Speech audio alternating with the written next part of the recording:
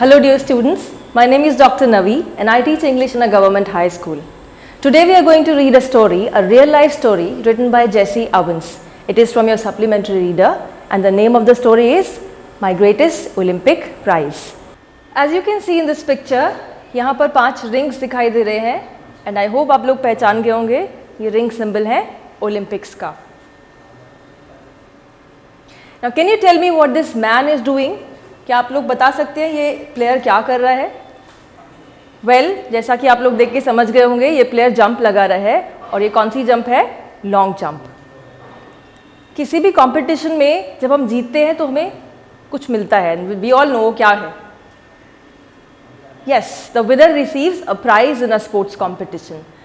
जीतने वाले को प्राइज मिलता है लेकिन हारने वाले को बेसिकली कुछ नहीं मिलता है. But are there any other forms of rewards that we can get even if we lose in sports? हारने वाले को कुछ मिल सकता है? थिंक, सोचिए. आज हम इस स्टोरी से यही जानने वाले हैं कि हारने पर भी हमें कुछ हासिल हो सकता है. Let's start reading. पढ़ना शुरू करते हैं. बट उससे पहले मैं आपको बता दूं कि आपके पास जो टेक्स्ट बुक है आप उसमें लेसन निकाल लीजिए सप्लीमेंट्री का, my greatest Olympic prize. E books है तो वहाँ निकाल लीजिए. And if you don't have either of these books तो आप यहाँ स्लाइड पे देख सकते हैं. We have the text here. Yellow जो आप मार्क देख रहे हैं वर्ड्स के ऊपर, इन वर्ड्स को हम एक्सप्लेन करेंगे साथ में और मेरे साथ साथ आपको साइलेंट रीडिंग करनी है. It was the summer of 1936. The Olympic Games were being held in Berlin because Adolf Hitler childishly insisted that his performers were members of a master race. So nationalistic feelings were running high. 1936 की गर्मियाँ थी, Olympic games हो रहे थे. Being held का मतलब है हो रहे थे बर्लिन में. एडल्फ हिटलर हम सब जानते हैं कौन था. जर्मनी का तानाशाह था, शासक वहाँ का. चाइल्डिशली मतलब बचकाना तरीके से. इंसिस्टेड वो जोर दे रहा था दैट इज परफॉर्मर्स, यानी उसके जो परफॉर्मर्स थे, उसके खिलाड़ी थे, वो मेंबर्स थे किसके? एक मास्टर रेस के. Now what is master race? Master race कहते हैं ऐसी प्रजाति जो दुनिया की सभी प्रजातियों से बढ़कर है, सबसे ऊपर, सर्वोत्कृष्ट. ऐसा हिटलर का मानना था. सो नेशनलिस्टिक फीलिंग्स मतलब राष्ट्रवादी भावनाएं वो उफान पर थी. They were running really high. I wasn't too worried about all this and trained and sweated and disciplined myself for 6 years. Now who is I in this sentence? यहाँ पर I कौन है? आपको अगर याद है मैंने आपको बताया था it's a real life story written by Jesse Owens. तो वही है जो अपने बारे में बता रहा है. तो वो कह रहा है कि मैं worried नहीं था, was not too worried, चिंतित नहीं था क्योंकि मैंने ट्रेन किया था, खुद को प्रशिक्षण लिया था, स्वेटेड पसीना बहाया था, मेहनत की थी, अनुशासन में रखा था खुद को 6 सालों तक with the games in mind. और मेरे मन में सिर्फ क्या था? दिमाग में खेल थे. कौन से खेल? Olympic games. While I was going over on the boat, all I could think about was taking home 1 or 2 of those gold medals. जब मैं उस बोट पे जा रहा था मैं सिर्फ एक ही बात सोच रहा था कि मैं 1 या 2 गोल्ड मेडल्स तो घर लेकर ही जाऊंगा. I had my eye especially on the long jump.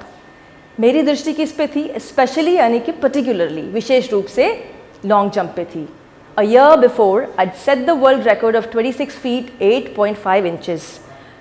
26 feet 8.5 inches का मैंने रिकॉर्ड बनाया था, वर्ल्ड रिकॉर्ड, 1 साल पहले.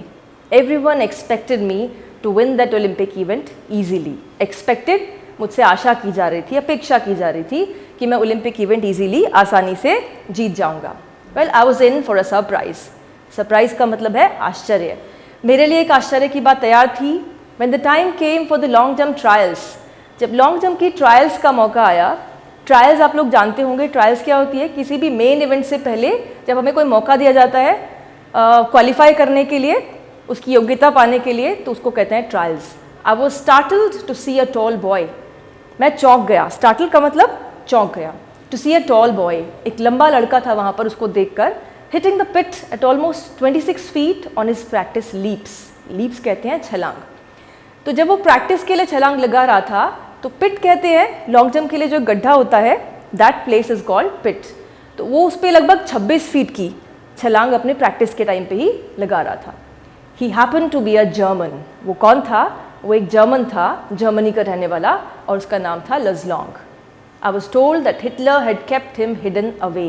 मुझे कहा गया कि हिटलर ने उसको छुपा के रखा हुआ है. हिडन यानी हाइड करके रखा हुआ है. एविडेंटली, स्पष्ट रूप से, clearly, hopping he would win the jump. इस आशा से कि लज़लोंग वो जंप जीत जाएगा। I thought if Long won, it would add some new support to the Nazis' Aryan superiority theory. मैंने सोचा अगर लॉन्ग जीत गया तो इससे क्या होगा, इससे जो नाजी कौन, हिटलर के जो फॉलोअर्स थे, उसकी पार्टी के जो लोग थे, दे वर कॉल्ड नाजीज, उनकी आर्यन सुप्रीमेसी सुपीरियरिटी की जो थ्योरी सिद्धांत था कि आर्य जो है यानी जर्मन लोग जो हैं वो दुनिया में सबसे ऊंची प्रजाति के लोग हैं, उसको इससे बल मिलेगा, सपोर्ट मिलेगा। After all I am a Negro, आखिरकार मैं हूँ तो एक नीग्रो। आप जानते हो कि नीग्रो किसको कहते हैं? नीग्रो इज ब्लैक, अफ्रीकन प्रजाति के जो लोग होते हैं। But Jesse Owens was an American Negro. A little angry at Hitler's ways, I determined to go out there and really show Der Führer and his master race who was superior and who wasn't. थोड़ा गुस्सा था मुझे Hitler के तरीकों पे। मैंने निश्चय किया, डिटरमिन मतलब डिटर्मिनेशन, दृढ़ निश्चय करना। और मैं वहाँ ये सोच के गया कि मैं डर फिरर इज जर्मन वर्ड, जर्मन भाषा का शब्द है जो हिटलर के लिए यूज़ किया हमने, उसको दिखा दूंगा कि कौन सी मास्टर रेस बड़ी है और कौन सी नहीं। An angry athlete is an athlete who will make mistakes, as any coach will tell you. गुस्से में जब कोई खिलाड़ी होता है, एथलीट मतलब खिलाड़ी, तो वो मिस्टेक्स करेगा ही करेगा, कोई भी कोच आपको ये बात बता देगा। I was no exception, exception का मतलब है अपवाद, मैं इसका कोई अपवाद नहीं था, यानी मुझे भी वो गलती मैं करने ही वाला था। On the first of my 3 qualifying jumps, 3 मौके मिले थे मुझे क्वालिफाई करने के लिए, and I leap from several inches beyond the take off board for a no jump. और पहले मौके में मैंने टेक ऑफ बोर्ड से कुछ परे, कुछ इंचेस परे छलांग लगाई और वो नो जंप हो गई, यानी कि I was disqualified in the first trial. On the second jump, दूसरे मौके में आई वॉज इवन वर्स, मैं इससे भी बुरा हुआ। वर्स मतलब आपने डिग्रीज ऑफ कंपैरिजन पढ़ी होंगे ग्रामर में, जिसे हम कहते हैं good, better, best and bad, worse and worst. So it is the comparative degree worse, यानी उससे भी बुरा हुआ। Did I come 3000 miles for this? I thought bitterly. मैंने कड़वाहट से सोचा, bitterly मतलब करेला आपने देखा वो कड़वा होता है, that's why it's called bitter gourd। तो कड़वाहट से सोचा क्या मैं 3000 मील ये करने आया हूँ यहाँ पे, to fail in the trials, कि ट्रायल्स में ही हार जाऊँ और and make a fool of myself, और अपना खुद को मूर्ख साबित कर दूँ। Well, here's a quick recall exercise for you now। अब हम जल्दी से देखते हैं कि अब तक जो हमने पढ़ा है वो हमें कितना याद रहता है, क्योंकि मैंने आपको कहा है स्टोरी में क्या करना है, हमें उसको समझने की कोशिश करनी है, वर्ड मीनिंग्स पे ध्यान देना है, एंड इतना पोर्शन पढ़ने के बाद हमें पता होना चाहिए कि उसका इन क्वेश्चंस के आंसर्स क्या हैं। Well, who was Jesse Owens? I am giving you 5 seconds for this exercise, और उसके बाद मैं आपको आंसर देने वाली हूँ। Well, Jesse Owens was an American Negro, जैसे हमने अभी सुना था। Now question number 2, when and where were Olympic Games were being held? Again I am giving you 5 seconds to know the answer. Olympic Games कहाँ हुए थे? When? 1936 में, and where? Berlin में। Olympic Games were being held in Berlin in 1936. Question number 3, what was expected of Jesse Owens and why? क्या उससे अपेक्षा की जा रही थी और क्यों? फॉर अ क्लू आपको बताती हूँ कि जहाँ पे एक्सपेक्टेड वर्ड आया था आपकी बुक में, अगर आप देखेंगे तो you will easily get to know the answer, आपको जवाब मिल जाएगा। Well, Jesse Owens, everybody expected Jesse Owens to win that event easily, और क्यों? Because he had already made a world record a year before, 1 साल पहले वो पहले एक रिकॉर्ड बना चुका था। अब हम देखते हैं कि लॉन्ग कौन था और वो क्या कर रहा था वहाँ पर। Who's long? Let's read further. Walking a few yards from the pit, I kicked disgustedly at the ground. Few yards मतलब कुछ गज की दूरी पर उस गड्ढे से, उस पिट से मैंने ज़ोर से ज़मीन पे, disgustedly मतलब निराशा से पैर मारा, हिट किया ज़मीन पे। Suddenly अचानक से I felt a hand on my shoulder. आप अगर पिक्चर को ध्यान से देखेंगे तो किसी ने किसी के कंधे पर, शोल्डर पे हाथ रखा है, जैसे हम हमेशा करते हैं किसी को मोटिवेट करने के लिए या किसी को सांत्वना देने के लिए। तो ये हाथ किसका था? ये हाथ था लज़लोंग का। I turn to look into the friendly blue eyes of the tall German long jumper. मैं मुड़ा और मैंने क्या देखा? वो जर्मन लॉन्ग जंपर था जिसकी नीली आंखें मुझे दिखाई दी, फ्रेंडली, मित्रवत। He had easily qualified for the finals on his first attempt. वो पहली बारी में ही फाइनल्स के लिए क्वालिफाई कर चुका था। ही offered me a firm handshake, और उसने मुझे मजबूती से अपना हाथ आगे किया, हाथ मिलाने के लिए, हैंडशेक करने के लिए। जैसे Owens, I am Luz Long, I don't think we have met, मुझे नहीं लगता हम मिले हैं, मेरा नाम लजलोंग है। ही स्पोक इंग्लिश वेल, वो इंग्लिश अच्छी बोलता था, तो with a German twist to it. फिर उसकी इंग्लिश में जर्मन उसकी लैंग्वेज थी, उसका ट्विस्ट है, ट्विस्ट मतलब आप कह सकते हैं उसका तरीका जो था वो अपनी भाषा का था, उसमें एक पुट था, ट्विस्ट था। Glad to meet you, I said, मैंने कहा तुमसे मिलके खुशी हुई। Then trying to hide my nervousness, यानी घबराहट, उसको छुपाने की मैं कोशिश कर रहा था, तो मैंने और कुछ कहा आगे, I added how are you, तुम कैसे हो। I am fine, the question is how are you, मैं अच्छा हूँ पर सवाल ये है कि तुम कैसे हो। What you mean, I asked, मैंने पूछा क्या मतलब। Something must be troubling you, he said, कुछ है जो तुम्हें ट्रबल, परेशान कर रहा है। You should be able to qualify with your eyes shut, तुम्हें तो आंख बंद करके इसको क्वालिफाई कर लेना चाहिए था।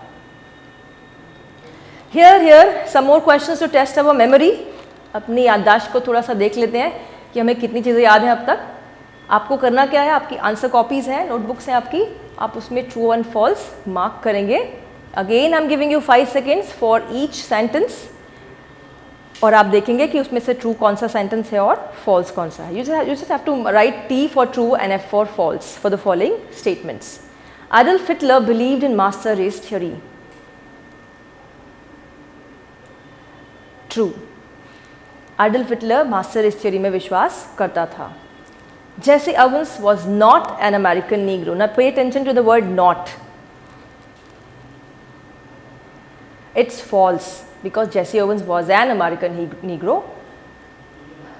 An angry athlete is an athlete who will make mistakes. Well, it is true. हमने पढ़ा भी है, एक एंग्री एथलीट ही है जो हमेशा मिस्टेक्स करेगा, यानी गुस्सा किसी भी एथलीट के लिए अच्छा नहीं होता। Luz Long was a German sportsman. Well, it's true, we know that. I hope आप सबने सही आंसर दिए होंगे, और अगर कोई आंसर नहीं भी दे पाए हो तो आप फिर से स्लाइड देख के अपने आंसर्स को चेक कर सकते हैं, मैच कर सकते हैं। Now let's move on to the other part of the story. Believe me, I know it. I told him and it felt good to say that to someone. मेरा विश्वास करो, मैं जानता हूँ, और मैंने ऐसा कहा और मुझे ऐसा कह के उसको अच्छा लगा। For the next few minutes we talked together. अगले कुछ मिनट तक हम बात करते रहे। I didn't tell Long what was troubling me. मैंने लॉन्ग को नहीं बताया कि मुझे क्या चीज़ परेशान कर रही थी, but he seemed to understand my anger. But ऐसा प्रतीत हुआ कि वो मेरा गुस्सा समझ गया। And he took pains to reassure me. Pains का मतलब है यहाँ पर टू मेक एफर्ट्स, उसने बहुत कोशिश करी मुझे रीअश्योरेंस देने की, मुझे समझाने की। Although he had been trained in the Nazi youth movement, he didn't believe in the Aryan supremacy business any more than I did. हालांकि उसको भी नाजी यूथ मूवमेंट में ट्रेन किया गया था, वहीं प्रशिक्षण मिला था, लेकिन मेरी तरह वो भी आर्यन सुप्रीमेसी में बिलीव नहीं करता था। ना जैसे हमने शुरू में कुछ वर्ड्स पढ़े हैं, you have to understand this कि Aryan supremacy, master race theory और superiority theory, all these 3 expressions are the same. इन तीनों का एक ही मतलब होता है, और वो क्या है कि हिटलर का ये मानना था कि जर्मन्स, आर्यन जिनको वो कहता था, वो एक सुप्रीम रेस है, दुनिया की सबसे ऊंची प्रजाति है। We laughed over the fact that he physically looked like belonging to a superior race. हम इस बात पे हंसे कि वो फिजिकली, शारीरिक रूप से देखने में एक ऊंची प्रजाति का, सबसे ऊंची प्रजाति का व्यक्ति लगता था। An inch taller than I, मुझसे कोई 1 इंच टॉल था, वो 1 इंच लंबा था। He had a lean muscular frame, पतला सा गठीला उसका फ्रेम मतलब शरीर था। क्लियर ब्लू आइज, साफ नीली आंखें थी। फेयर उसके बाल थे एंड स्ट्राइकिंगली हैंडसम फेस, और बहुत आकर्षक उसका चेहरा था। Finally seeing I had calm down, आखिर भी जब उसने देखा कि मैं शांत हो गया था, he pointed to the take off board, उसने टेक ऑफ बोर्ड की तरफ इशारा किया। लुक, ही सेड, उसने कहा देखो, Why don't you draw a line a few inches behind the board? तुम ऐसा क्यों नहीं करते कि टेक ऑफ बोर्ड से कुछ इंच पहले एक लाइन खींच लो, ड्रॉ कर लो मतलब खींच लो, and aim at making your take off from there, और वहाँ से अपना टेक ऑफ करने का लक्ष्य बनाओ। You will be sure not to foul, इससे 2 बातें होंगी, एक तो तुम्हारा फाउल नहीं होगा, and you certainly ought to jump far enough to qualify. Certainly का मतलब है निश्चित रूप से। और इतना तुम जंप कर लोगे कि तुम क्वालिफाई कर जाओ। What does it matter if you are not first in the trials? इससे क्या फ़र्क पड़ता है कि तुम ट्रायल्स में पहले नहीं आए? Tomorrow is what counts. Important क्या है? इम्पॉर्टेंट है आने वाला कल। Suddenly all the tension seem to ebb out of my body. Ebb out मतलब निकल गई। सारी परेशानी, सारी चिंता, सारी टेंशन मेरी अचानक से चली गई। As the truth of what he said hit to me. जो सच उसने कहा वो मुझे लगा, उसने मुझे हिट किया। कॉन्फिडेंटली, आत्मविश्वास के साथ, I drew a line a full foot behind the board. एक पूरा कदम पीछे मैंने बोर्ड से एक लाइन खींची एंड जम्प फ्रॉम देयर, और वहाँ से मैंने छलांग लगाई। I qualified with almost a foot to spare. अभी भी एक फुट बच चुका था और मैं उससे आगे निकल गया था और मैंने वहाँ पे क्वालिफाई कर लिया था। Now we are moving on to the last section of the story. हम कहानी के पड़ाव पे हैं, आखिरी पड़ाव पे। Pay attention to this section, इस पे ध्यान ज़्यादा देंगे हम। That night I walked to Luz Long's rooms in the Olympic village to thank him. उस रात मैं लुज लॉन्ग के कमरे में, ओलंपिक विलेज में जो उसका रूम था। ओलंपिक विलेज क्या होता है? खेल गांव जिसको हम कहते हैं। ओलंपिक्स में ओलंपिक विलेज बनाया जाता है जहाँ पे प्लेयर्स रुकते हैं। उसको धन्यवाद देने के लिए मैं वहाँ पर गया। I knew that if it hadn't been for him, मुझे पता था कि अगर ये वो नहीं था तो I probably wouldn't be jumping in the finals the following day. तो शायद मैं अगले दिन फाइनल्स में जंप नहीं कर पाता। We sat in his quarters, हम उसके कमरे में, उसके क्वार्टर में बैठे and talk for 2 hours about athletics, ourselves, the world situation, a dozen other things. और लगभग 2 घंटे तक हमने बात की खेलों की, अपने बारे में, दुनिया की सिचुएशन, स्थिति के बारे में, और दर्जनों और चीज़ों के बारे में। When I finally got up to leave, we both knew that a real friendship had been formed. जब हम तैयार हुए जाने के लिए, मैं फाइनली वहाँ से निकलने के लिए तैयार हुआ, तो हम दोनों जानते थे कि एक सच्ची फ्रेंडशिप हो गई थी हम दोनों के बीच में। Lars would go out to the stadium the next day trying to beat me if he could. Lars जाता अगले दिन स्टेडियम में जाने वाला था ये कोशिश करने कि वो मुझे हरा सके, अगर वो हरा सके तो। बट आई न्यू, लेकिन मैं जानता था that he wanted me to do my best, कि वो मुझे भी यही चाहता था कि मैं अपना सर्वोत्कृष्ट प्रदर्शन दूँ, even if that meant my winning, भले उसका मतलब हो कि मैं जीत जाऊँ। एज इट हैपेंड, और हुआ क्या, लस broke his own past record, लस ने अपना पिछला रिकॉर्ड तोड़ दिया। इन डूइंग सो, ऐसा करते हुए, he pushed me on to a peak performance, उसने मुझे भी चोटी का प्रदर्शन देने के लिए पुश किया, यानी मोटिवेट किया। I remember that at the instant I landed from my final jump, जिस क्षण, इंस्टेंट मतलब क्षण, मैं अपने फाइनल जंप के बाद लैंड किया मैंने ज़मीन पे, the one which set the Olympic record of 26 feet 5.5 inches, वो जंप जिसने ओलंपिक रिकॉर्ड बना दिया 26 फीट 5.5 इंचेस का। He was at bye my side, वो मेरे साथ खड़ा था, कंग्रेचुलेटिंग मी, और मुझे बधाई दे रहा था। Despite the fact that Hitler glared at us from the stands not 100 yards away. Despite का मतलब इसके बावजूद, उसे कोई परवाह नहीं थी कि हिटलर हमारी तरफ, ग्लेयर मतलब घूर रहा था स्टैंड से लगभग कोई 100 गज की दूरी से। लज शूक माई हैंड हार्ड, उसने मुझसे हाथ मिलाया, and it was an false smile with a broken heart sort of grip either, और उसकी जो मुस्कुराहट थी वो झूठी नहीं थी। Smile with a broken heart मतलब जब कोई खिलाड़ी हार जाता है तो वो टूटे हुए दिल से कई बार कह देता है कि मुझे बड़ा अच्छा लगा, बट उसको पता था कि लजलोंग की स्माइल झूठी नहीं थी, ना उसकी ग्रिप, ना उसका हैंडशेक झूठा था। You could melt down all the gold medals and cups I have, मेरे सारे गोल्ड मेडल्स, स्वर्ण पदक, सारे कप्स आप पिघला दो, मेल्ट मतलब पिघला दो, and they wouldn't be a plating on the 24 carat friendship I felt for Luz Long at that moment, और वो एक परत भी नहीं बना पाएंगे, एक प्लेटिंग भी नहीं बना पाएंगे उस 24 कैरेट की मित्रता की पर, जो कि मैंने लजलोंग के लिए उस मोमेंट पे महसूस की। आई रियलाइज देन टू, मैंने ये भी अनुभव किया दैट लज was a fine example of what Pierre de Coubertin, founder of the modern Olympic Games, must have had in mind. Pierre de Coubertin कौन थे?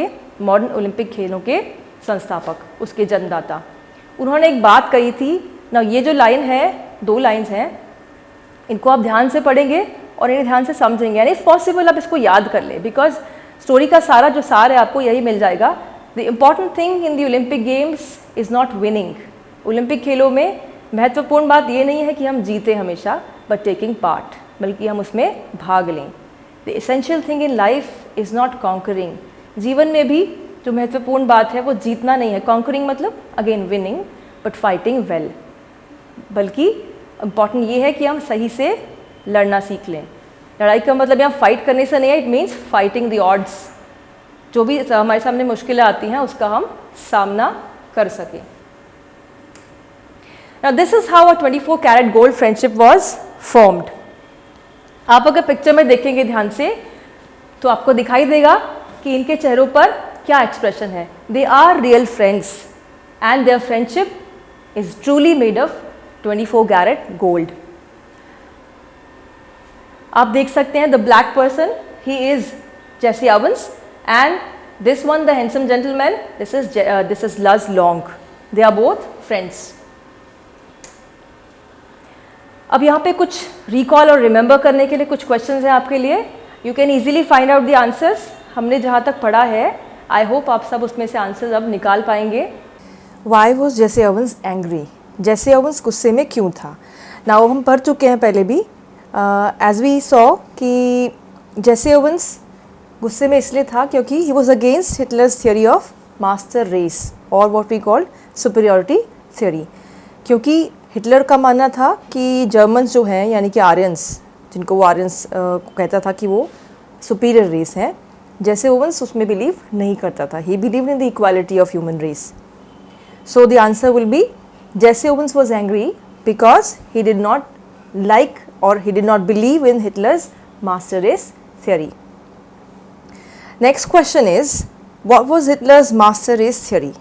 अब हम ये देख चुके हैं लेसन में हिटलर की मास्टर रेस की थ्योरी, जैसे हमने अभी भी पहले भी देखा है. Hitler's master race theory was that he believe Germans were a superior race, यानी कि जर्मन्स दुनिया की सभी प्रजातियों से सर्वोत्कृष्ट प्रजाति के लोग थे. This was Hitler's master race theory. And the third question is who was Luz Long. Now you must be very aware about this. हम पढ़ चुके हैं लज लॉन्ग कौन था. Luz Long was he was a German. Luz Long was a German. और दूसरी बात क्या है, he was a sportsman.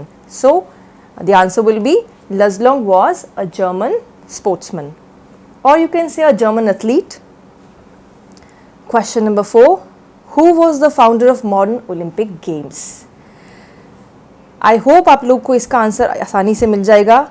जैसा मैंने आपको बताया था लेसन के एंड में, Who was the founder of modern Olympic Games? Modern Olympic Games के संस्थापक कौन थे, कौन जन्मदाता थे उसके?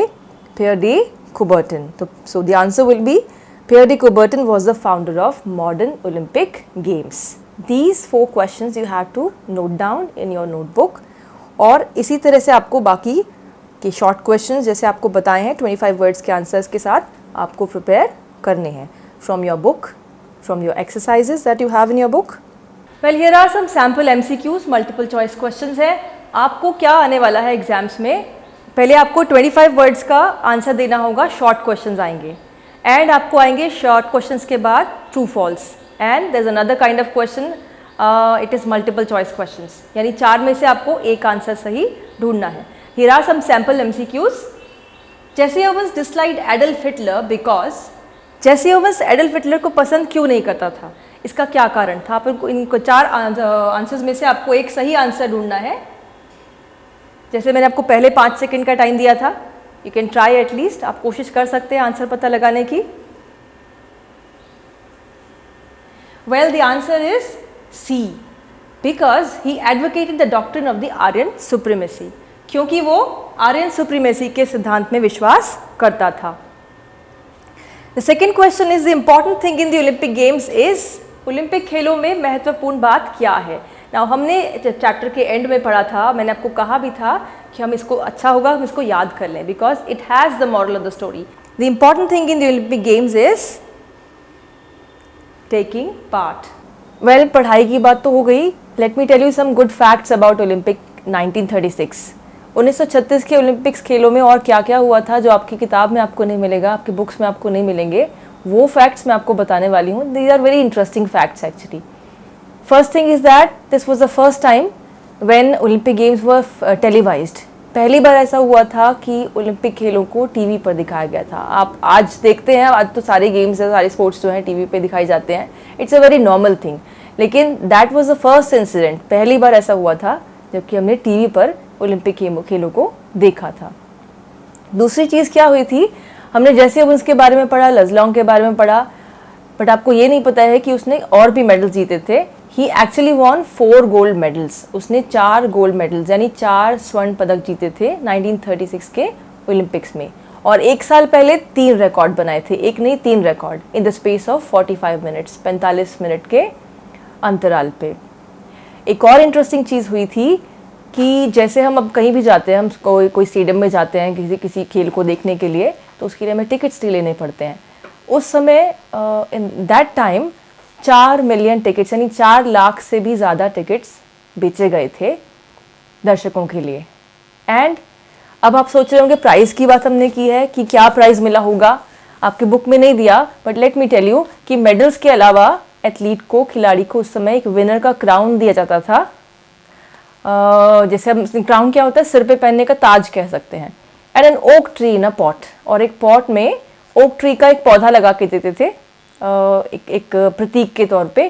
तो ये चीज़ें प्राइज़ में मेडल के अलावा भी खिलाड़ी को, जीतने वाले खिलाड़ी को दी जाती थी। तो दीज आर सर्टन फैक्ट्स। इसके अलावा भी बहुत सारी बातें हैं। कहते तो ये भी हैं कि 1936 के ओलंपिक्स में लगभग 25,000 पिजन्स को यानी कबूतरों को छोड़ा गया था ओपनिंग सेरेमनी में जब स्टार्ट हुआ था गेम्स।